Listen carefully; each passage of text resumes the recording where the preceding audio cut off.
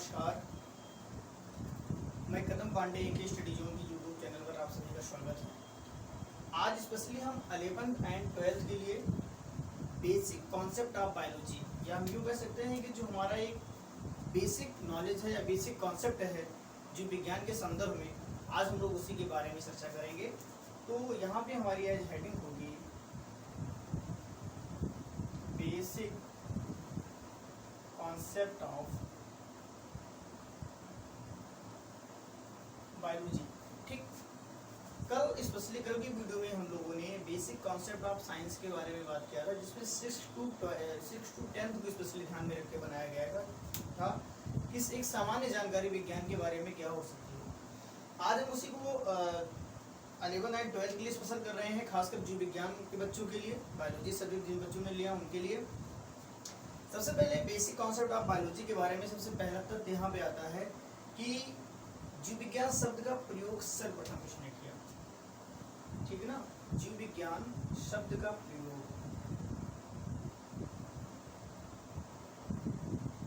जीव विज्ञान शब्द का प्रयोग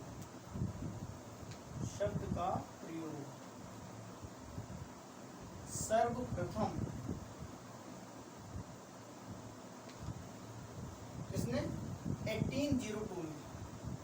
1802 में एक वैज्ञानिक का नाम था लैमार्क एवं ट्रेविरेंस।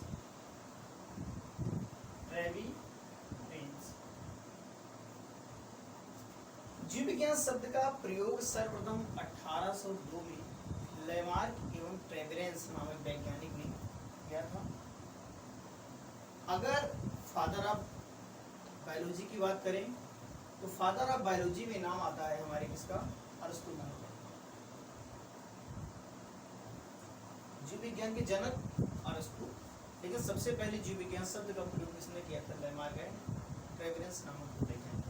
ठीक है, अब यहाँ पे हम लोग समझेंगे स्पेशली कि जीव विज्ञान क्या है। लगभग हमारी जो पृथ्वी है, हमारी पृथ्वी में लगभग में 17 से 18 लाख जातियाँ, या यूँ कह सकते हैं 17 से 18 लाख जो स्पीसीज हैं, किस्में हैं, वो ज्ञात हैं। तो जीव विज्ञान को हम लाइफ साइंस के नाम से भी जानते हैं। यहाँ पे लिखते हैं लाइफ साइंस और बायोलॉजी, लाइफ साइंस और बायोलॉजी। तो बायोलॉजी शब्द यहाँ पे ग्रीक भाषा के दो शब्दों के मेल से बना हुआ है। जी यार, ग्रीक भाषा के दो शब्दों के मेल से बना है बायोस। बायोस मीन्स होता है क्या, लाइफ।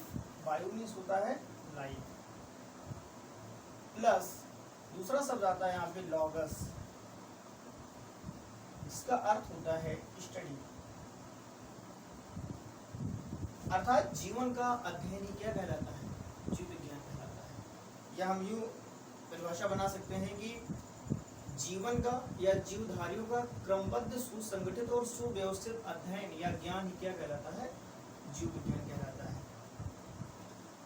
अच्छा, यहाँ पे एक पॉइंट आती है, लाइफ क्या होता है, जीवन क्या है, जीवन क्या है, लाइफ क्या होता है, जीवन क्या होता है। तो हम लोग सभी जानते हैं हमारा जो यूनिवर्स है, हमारा जो ब्रह्मांड, किससे मिलकर बना हुआ है, पदार्थ और ऊर्जा से मिलकर हमारे यूनिवर्स, हमारा ब्रह्मांड बना हुआ है। तो जीवन क्या है, अगर जीवन के संदर्भ में हम लोग बात करें तो जीवधारियों के पदार्थ में उत्पन्न, जीवधारी से तात्पर्य एनिमल एंड प्लांट्स दोनों की बात यहाँ पे करेगा।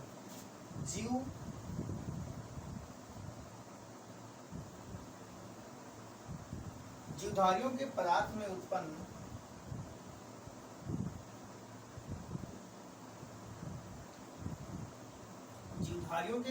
में उत्पन्न होने वाली एक विशेष प्रकार की ऊर्जा या शक्ति है, होने वाली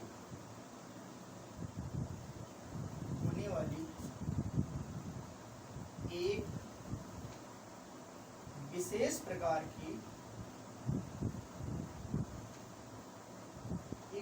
प्रकार की ऊर्जा या शक्ति है। ऊर्जा या शक्ति को क्या कहते हैं,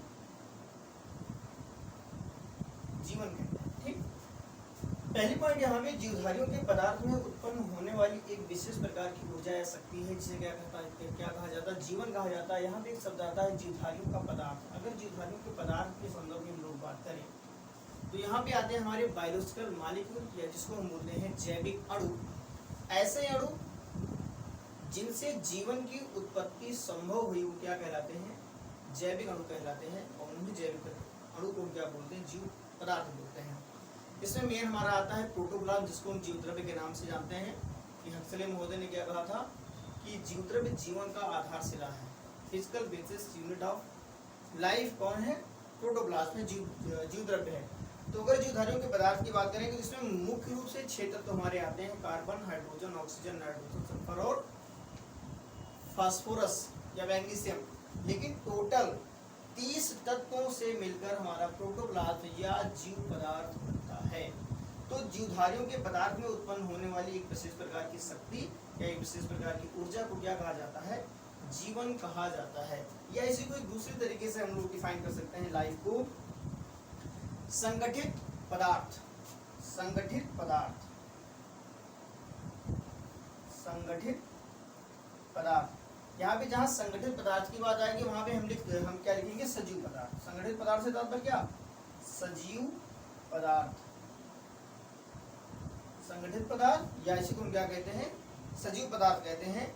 या भूत द्रव्य की जैव दशा, या भूत द्रव्य, भूत द्रव्य से तात्पर्य हो गया लिविंगनेस। भूत द्रव्य की जैव दशा, जैव लिविंगनेस, जैव दशा ही जीवन है, ही जीवन। ठीक। संगठित पदार्थ से तात्पर्य क्या हो गया, सजीव पदार्थ। और सजीव पदार्थ वो होंगे जिसमें जीवन उत्पत्ति संभव हुआ है, जिसमें हमने भी 6 तत्वों का नाम बताया है। उसके साथ साथ जितने 30 तत्व टोटल प्रोटोप्लाज्म का निर्माण करते हैं उन सभी का एक संगठित रूप, जिसको हम सजीव पदार्थ या जीव द्रव्य या प्रोटोप्लाज्म के नाम से जानते हैं, सार्कोप्लाज्म के नाम से भी जानते हैं। भूत द्रव्य की जैव दशा क्या कहलाता है, जीवन कहलाता है। ठीक। अब उसके बाद में हम दूसरी चीजों पे बात करेंगे कि सजीव और निर्जीव में अंतर क्या हो सकता है। ठीक। यहाँ पे तो समझ में आ गया जीव विज्ञान की परिभाषा कि क्रमबद्ध, सुसंगठित और सुव्यवस्थित विज्ञान, जिसमें जीवन का अध्ययन किया जाता है, जीवधारियों का अध्ययन किया जाता है। अर्थात जीवधारियों के habitat, shape and size, respiration, श्वसन या जितनी भी मेटाबॉलिक एक्टिविटीज होती हैं उन सभी का अध्ययन क्या कहलाता है, जीव विज्ञान कहलाता है। अब ब्रांचेस ऑफ जीव विज्ञान, जीव विज्ञान की कितनी शाखाएं हैं, ब्रांचेस ऑफ बायोलॉजी। तो बायोलॉजी की मुख्य 2 शाखाएं हैं, 2 ब्रांच है हमारी बायोलॉजी की। एक होता है हमारा जूलॉजी, एक होता है हमारा जूलॉजी, इसको हम लोग प्राणी विज्ञान या जंतु विज्ञान के नाम से जानते हैं। दूसरा हमारा होता है बॉटनी, जिसको हम पादप विज्ञान या वनस्पति विज्ञान के नाम से भी जानते हैं। ये जूलॉजी जो शब्द ग्रीक भाषा के 2 शब्दों के मेल से बना है, जॉन जिसका अर्थ होता है जून, मतलब क्या होता है, animal. The study of animals is called zoology, अर्थात जानवरों का अध्ययन या एनिमल्स का अध्ययन क्या कहलाता है, जूलॉजी कहलाता है। और बॉटनी की बात करेंगे तो ये भी दूसरा यहाँ पे शब्द आएगा लॉगस, जिसका अर्थ होता है स्टडी। ठीक। The study of animals is called zoology. Botany की बात करेंगे तो यहाँ पे लिखा रहेगा बॉटनी, स्पेलिंग में थोड़ा सा चेंज है। इसका मतलब होता है हर्ब, इसका अर्थ होता है हर्ब या ग्रास, हर्ब, ग्रास और प्लांट्स। ठीक।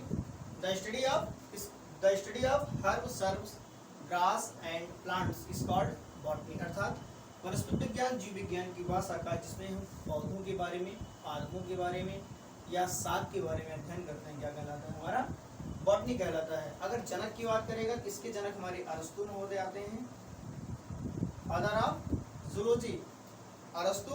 अगर फादर ऑफ बॉटनी की बात करेगा तो यहाँ पे हम लोग करेंगे थियोफेस्टस।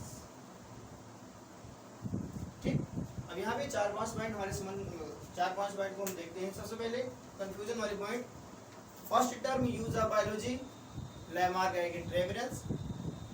फादर ऑफ बायोलॉजी अरस्तु, फादर ऑफ जूलॉजी अरस्तु, फादर ऑफ बॉटनी थियोफिल्टस।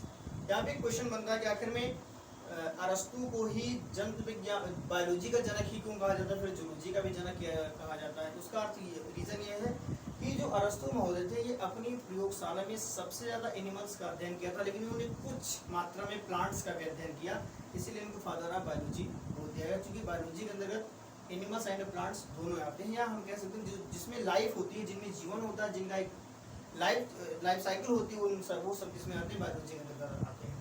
लेकिन थियोफिल्टस महोदय प्लांट्स के बारे में बहुत सारा अध्ययन किया था, बहुत सारी डिस्कवरी किया था, इसलिए इनको फादर ऑफ बॉटनी के नाम से जानते हैं। ठीक, अब यहाँ पे एक चीज हम जो देखते हैं कि आखिर में सजीव और निर्जीव में अंतर क्या है, कैसे ये भिन्न है, आखिर में कुछ ऐसे क्या कौन से कैरेक्टर हैं जिनकी वजह से नॉन लिविंग से क्या है, डिफरेंट है। तो वो कुछ अंतर यहाँ पे हम देखेंगे। जीवधारी निर्जीव वस्तुओं से कैसे भिन्न है, एक टॉपिक यहाँ पे एक हम कह सकते हैं कि जीवधारी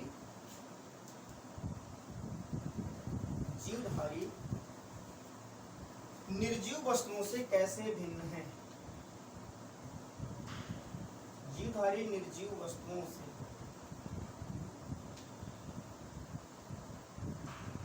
कैसे भिन्न है, कैसे भिन्न है। ठीक, हाउ लिविंग बीइंग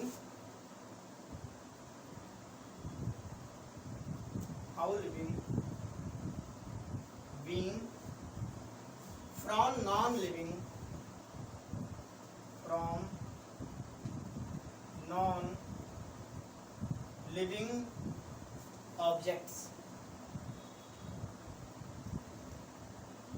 ठीक, अर्थात जो सजीव हैं, जीवधारी जो लिविंग हैं, वो निर्जीव वस्तुओं से कैसे भिन्न है, कुछ उनमें अंतर पाया जाता है। वो अंतर कौन कौन सा है, तो यहाँ पे सबसे पहली बात आती है जो सजीव में पाया जाता है लेकिन निर्जीव में नहीं पाया जाता है, वो क्या है, आकृति एवं माप।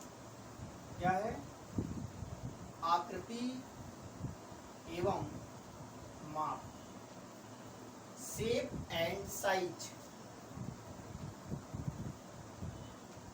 Shape and size.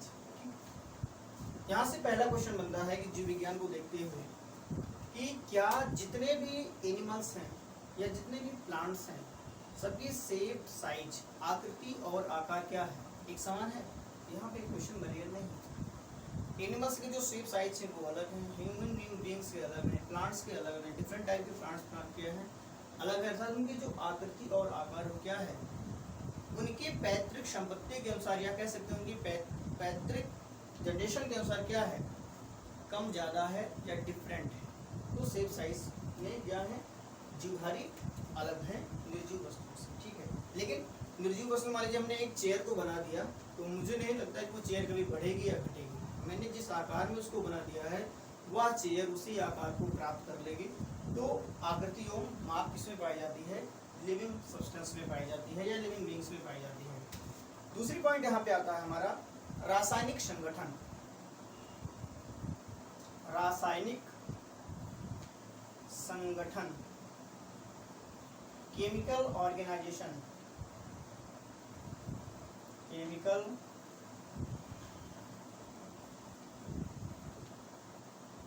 ऑर्गेनाइजेशन ऐसे कहते हैं रासायनिक संगठन। क्या निर्जीव वस्तुओं में कोई रासायनिक पदार्थ पाया जाता है, तो यहाँ उत्तर आएगा नहीं। लेकिन जो लिविंग सब्सटेंस हैं उनमें एक रासायनिक संगठन होता है, अर्थात शरीर में कार्बन होता है, हाइड्रोजन होता है, मैग्नीशियम होता है, आयरन होता है, ये सारे क्या है, रासायनिक पदार्थ हैं। और इन सारे रासायनिक पदार्थों का क्या होता है, एक संगठन होता है, एक ऑर्गेनाइजेशन होता है। इन्हीं सारे तत्वों के मिलने से क्या होता है, जो लिविंग्स होते हैं, लिविंग बीइंग्स होते हैं, उनका फॉर्मेशन होता है या वो का निर्माण होता है, बनते हैं। तीसरी पॉइंट यहाँ पे आती है कोशिकीय संगठन। कोशिकीय संगठन या कह सकते हैं सेलुलर ऑर्गेनाइजेशन। सेलुलर ऑर्गेनाइजेशन, कोशिकीय संगठन या इसको बोलते हैं सेलुलर ऑर्गेनाइजेशन।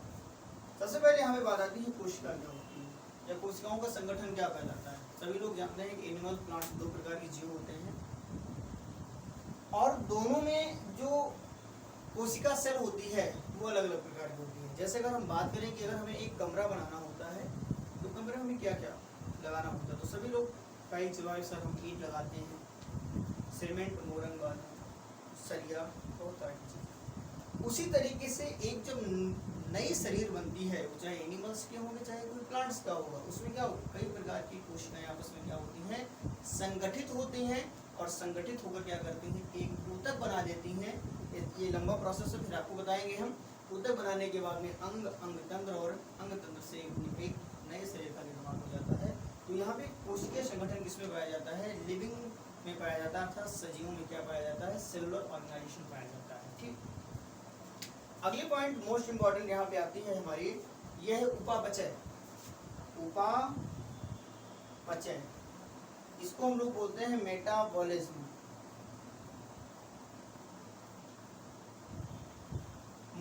मेटाबॉलिज्म ऐसे को बोलते हैं उपापचय। उपापचय जो क्रियाएं होती हैं दो प्रकार की होती हैं, उपचय और अपचय।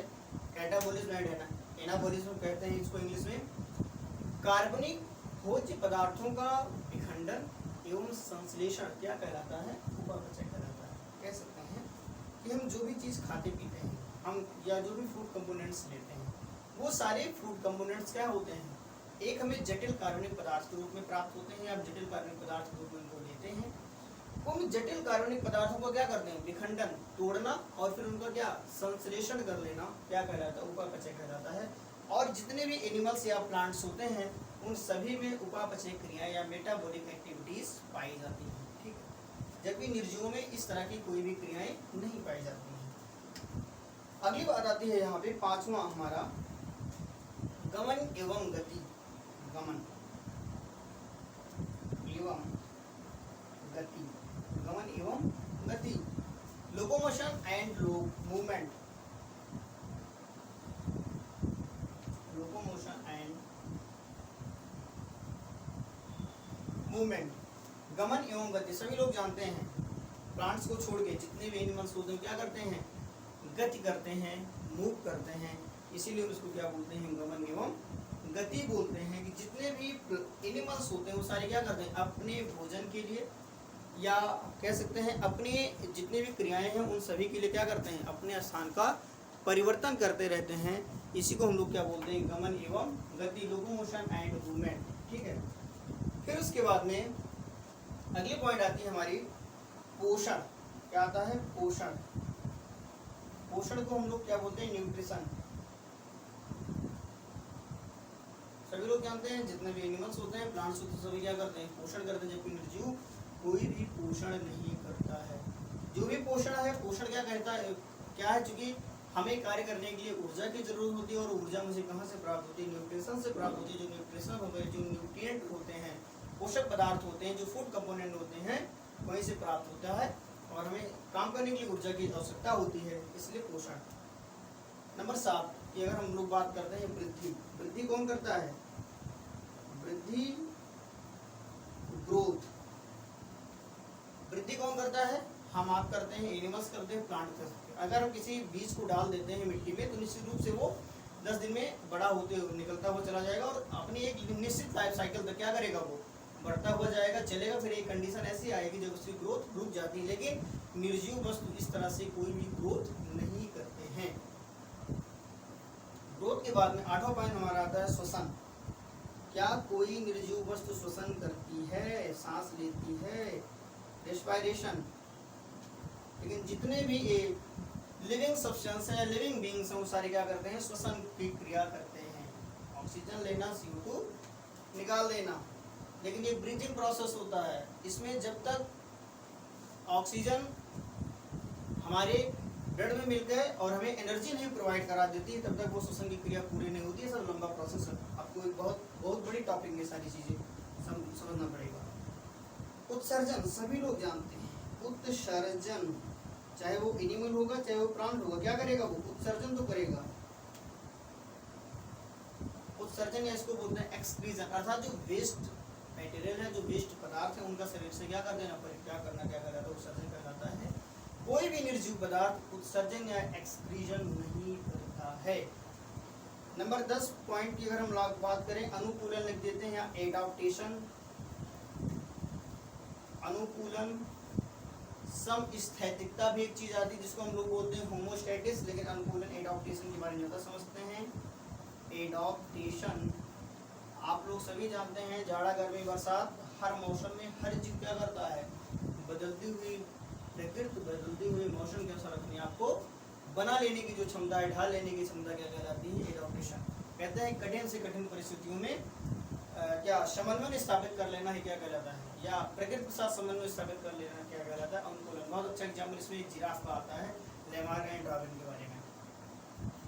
11 नंबर पे हमारी आती है प्रजनन, रिप्रोडक्शन, प्रजनन, जीवन चक्र, जीवन चक्र, और एक चीज आता है मृत्यु। Reproduction,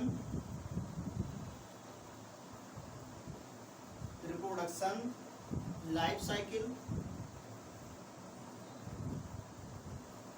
and death. सभी लोग जानते हैं कि जितने भी एनिमल्स या प्लांट्स होते हैं या जितने भी लिविंग बीइंग्स होते हैं, सभी क्या करते हैं, रिप्रोडक्शन करते हैं, प्रजनन करते हैं, अर्थात अपने जैसे ही संतान उत्पन्न करने की प्रबल क्षमता होती है सारे किस्में लिविंग बीइंग्स में। इसको प्रजनन बोलते हैं, संतान को बनाना। उनका एक निश्चित लाइफ साइकिल होता है, एक निश्चित जीवन चक्र होता है, और लास्ट कंडीशन में फिर वो क्या होता है, मृत्यु की कंडीशन में रहते हैं, और मृत्यु के बाद में उनकी लाइफ साइकिल पुनः चलती रहती है। ठीक, तो सभी जीव क्या करते हैं, रिप्रोडक्शन करते हैं, क्योंकि एक निश्चित लाइफ साइकिल होती है, और सारे जीव जिनका जन्म हुआ वो मृत्यु भी उनको आनी ही आनी है। तो लास्ट पॉइंट हमारा आता है जैव विकास। जैव विकास या इसको बोलते हैं एवोल्यूशन।